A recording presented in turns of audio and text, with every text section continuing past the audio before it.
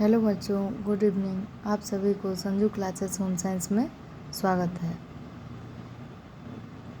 Class 12 home science chapter 2 का 1 से 13 question पिछले वीडियो में करवा दिए हैं। अब 14 से 30 तक इसमें करवाने जा रहे हैं। 14 नंबर क्वेश्चन है, नर में शुक्राणु किस नलिका में स्थित है?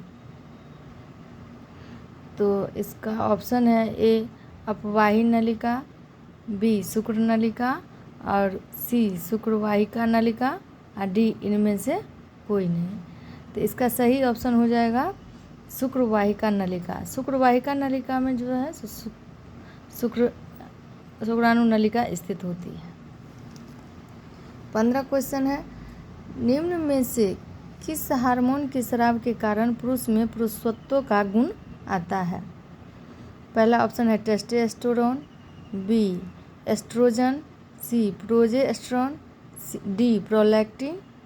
इसका सही ऑप्शन है टेस्टोस्टेरोन। इसी हार्मोन की वजह से जो है पुरुष में पुरुषत्व का गुण आता है। 16 निषेचित डिंब का विकास कहाँ होता है? तो गर्भाशय में, अंडाशय में, शुक्राशय में, इनमें से सभी। तो निषेचित डिंब का जो विकास होता है, भ्रूण का विकास होता है, वो होता है गर्भाशय। 17 स्त्रियों के अंडाशय में किसका निर्माण होता है? अंडाणु, एस्ट्रोजन, प्रोजेस्टेरोन और इनमें से सभी। तो बच्चों, स्त्रियों के अंडाशय से अंडाणु का निर्माण होता है। स्त्रियों में जो है 2 अंडाणु बनते हैं। किसी एक महीना में एक अंडाणु का बनता है, तो फिर अगला महीना में जो है दूसरा अंडाणु बनाएगा अंडा। 18 क्वेश्चन है, रजोधर्म मासिक धर्म स्त्रियों में सामान्यतः कब समाप्त हो जाती है? तो ये जो है रजोधर्म, हम मासिक धर्म की समाप्ति की अवस्था को कहते हैं रजोधर्म। जब हमारी 45 से 50 वर्ष की अवस्था होती है तो मासिक धर्म समाप्त होने लगती है, तो उसी अवस्था को जो है हम रजोधर्म कहते हैं। तो इसका ऑप्शन है 30 से 35 वर्ष, 30 से 40 वर्ष और 40 से 50 वर्ष और 45 से 50 वर्ष। तो इसका डी ऑप्शन जो है सही है। 19 अंडाशय से अंडकों के मुक्त होने को क्या कहते हैं?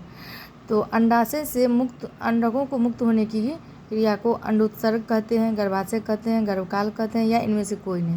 तो अंडाशय से जो है मुक्त होने का, अलग होने की प्रक्रिया को कहते हैं अंडोत्सर्ग। ये ऑप्शन इसका सही होगा। अब 29 क्वेश्चन नंबर, निषेचन की क्रिया किसके शरीर के अंदर होती है? तो ऑप्शन है स्त्री, बी पुरुष, सी स्त्री तथा पुरुष, या डी इनमें से कोई नहीं। तो ये जो है निषेचन की क्रिया जो है स्त्री के शरीर के अंदर होती है। 21 स्त्रियों में अंडवाहिनी पाई जाती है 6, 4, 8 या 2। तो स्त्रियों में जो है अंडवाहिनी की संख्या 2 होती है, जो अंडाणु बनाने का कार्य करती है। इसका डी ऑप्शन सही होगा 2। 22 प्रजनन कार्य किसके सहयोग से संपन्न होता है? तो ए ऑप्शन स्त्री तथा पुरुष, बी नर तथा मादा, इनमें से कोई नहीं, डी ए बी दोनों। तो इसका सही आंसर जो है स्त्री तथा पुरुष दोनों के सहयोग से संपन्न होता है प्रजनन कार्य। तो इसका ए बी दोनों आंसर हो जाएगा, ये डी ऑप्शन हो जाएगा, ए व बी दोनों। 23 शुक्राणु का जीवन काल होता है, ये हुआ 3 से 4 दिन, 4 से 8 दिन, 2 से 3 दिन और डी 3 से 5 दिन। तो ये जो शुक्राणु है उसका जीवन काल जो होता है 2 से 3 दिन होता है। पुरुष में जनन अंग है, पहला है विरसन, दूसरा है शुक्राशय, सी शुक्रवाहिनी, उपयुक्त सभी। तो इसका ऑप्शन जो है इसका उपयुक्त सभी हो जाएगा। पुरुष में जो है विरसन भी होता है, शुक्राशय भी होता है और शुक्रवाहिनी भी होता है। ये सभी पुरुष के जनन अंग हैं। 25 ऐसा कौन सा शारीरिक तंत्र है जिसका स्वरूप स्त्री व पुरुष दोनों में भिन्न होता है?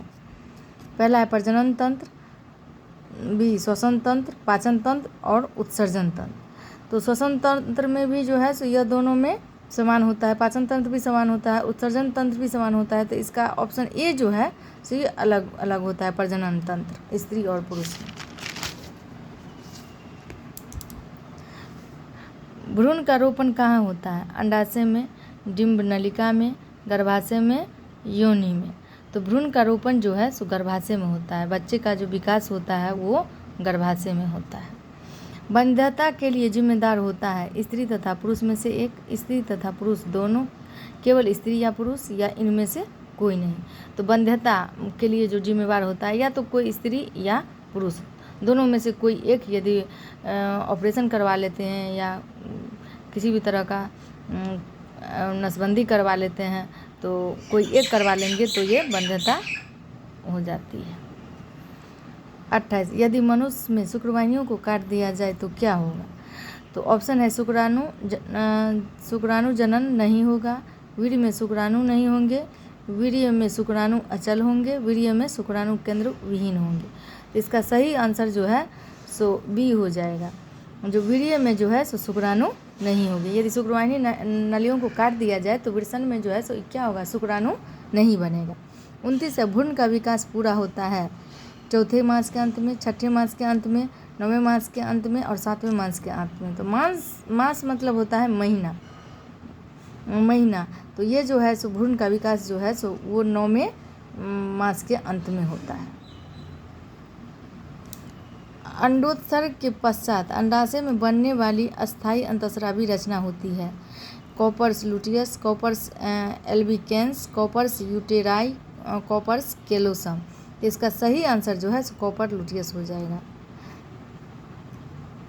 बच्चों, आप लोग को यदि मेरी क्लास पसंद आई हो तो आप लोग सब्सक्राइब करें, लाइक करें, कमेंट करें ताकि हम नेक्स्ट वीडियो बना सकें आप लोगों के लिए।